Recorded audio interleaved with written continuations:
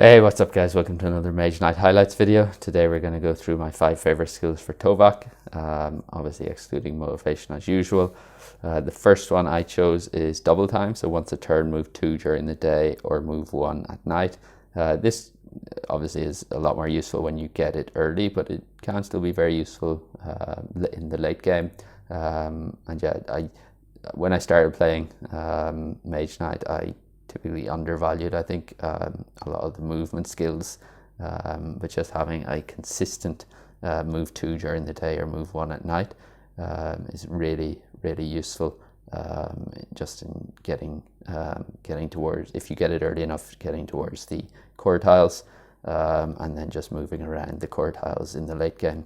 It can be really valuable to have a good movement skill, and I think that skill is a very consistent and good one.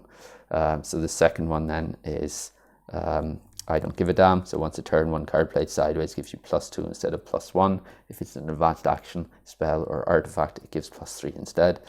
So this skill, often I find, like, I'll have a spell or an artifact or an advanced action at the end of a round or a turn that I just have no use for. And this skill really transforms kind of cards that otherwise would go to waste into something that can be actually quite powerful. I always feel really bad whenever I play a spell or an artifact sideways for +1. So maybe that's +1 movement or something at the end of a round, whereas now you can get a +3 out of that same card with this skill.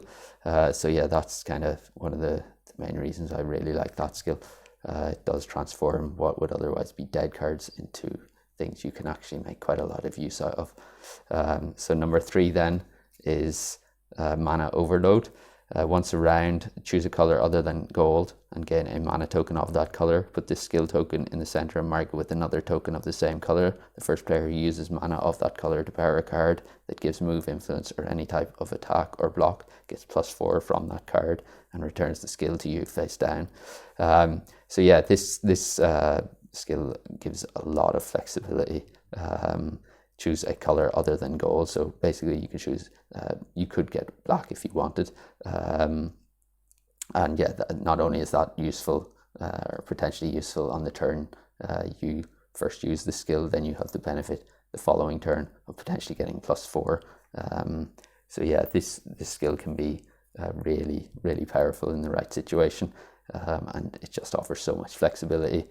Oftentimes you won't have access to the mana that you need, the particular color, but with this skill that obviously changes, and yeah, it gives you a lot more optionality, which I really value quite highly. So number 4 then is Shield Mastery. Once a turn, block 3 or ice block 2 or fire block 2. Again, this gives a lot of flexibility. It can save you a lot of block, which you otherwise might have to do inefficiently. Obviously, you just got the base 3 physical block, but then you also have the option of going for fire or ice block depending on the enemy you're facing, and that can really turn what would otherwise be quite an ugly battle where you take quite a few wounds into something where you can actually block it successfully because you have access to some efficient block, which you can add to your inefficient block, and then use everything else to take out the enemy. So this this skill offers a lot of flexibility as well, and yeah, I really like that skill quite a lot.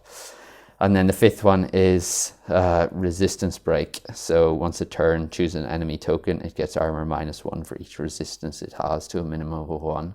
This skill I find really useful in the city assaults when you're coming up against stuff like the Ultim Guardsmen.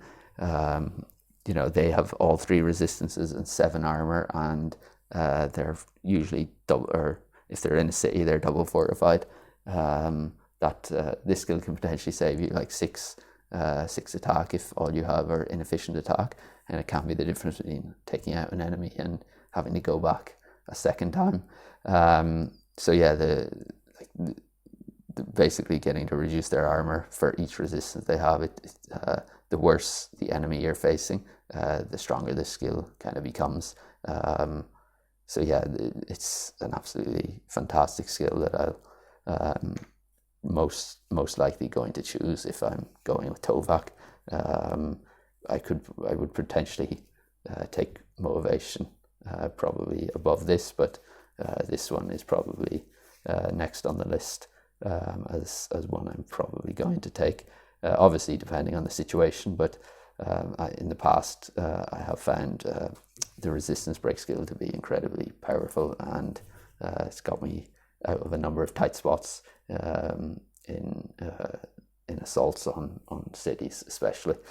So yeah, that is going to do it for this video. Let me know your thoughts in the comments, which ones you would have chosen or which are your favorites for Tovak. But yeah, let me know, and hopefully you enjoyed this, and hope you can join again next time. Thank you.